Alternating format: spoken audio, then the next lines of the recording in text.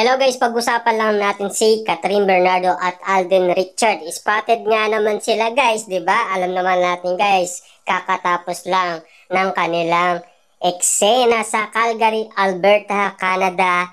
Yung shooting na nangyari guys napaka-successful nga naman dahil walang naging problema si Direk Cathy kay Catherine Bernardo. Pero take note guys nagkaroon lang ng problema si Direk Cathy sa mga netizens natin na Pinoy na nagtatrabaho umano sa Canada, 'di ba? Kasi guys, pinagkaguluan nila sina Alden Richard at Catherine Bernardo.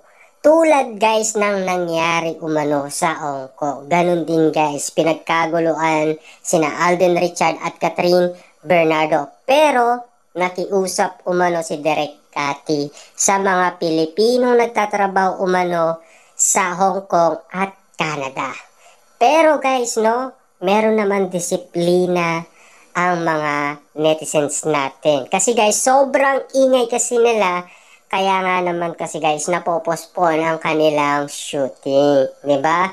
Pero take note guys kasi naging maganda naman kasi guys ang eksena. Dahil lumalakas ang loob ni Catherine Bernardo kapag nakikita niyang nagiging masaya ang mga OFW nagtatrabaho umano sa Canada.